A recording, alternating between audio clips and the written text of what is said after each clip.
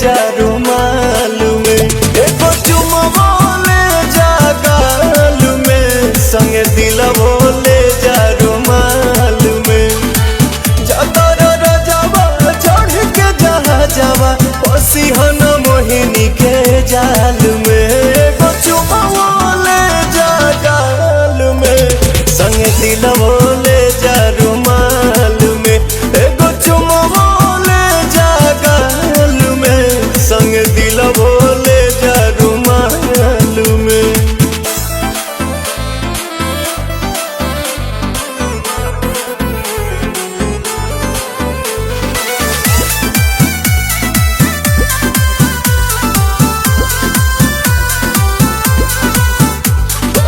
चरा प हमरा तू सायन पिया, कोनो दोसरा प मर बनलायन पिया।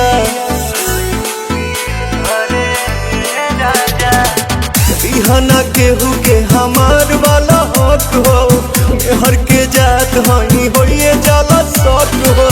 सातो बचनवा न भोले हो सजनवा, लजिया बचै हर हाल में, एगो चुमवा ले जा गाल में, संगे दिलवो ले जा रुमाल में, एगो चुमवा ले जा गाल में, संगे दिलवो ले जा रुमाल में।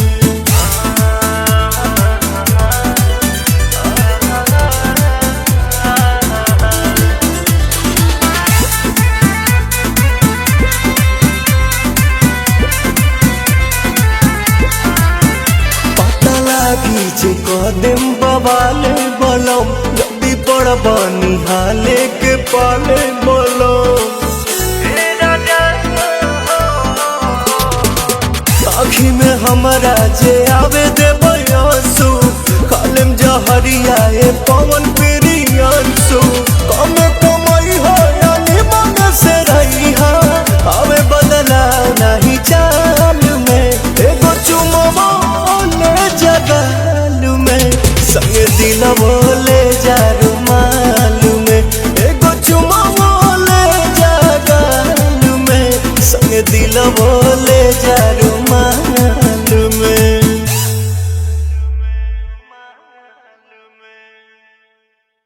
चुमवा ले जा गाल में, संगे दिलवो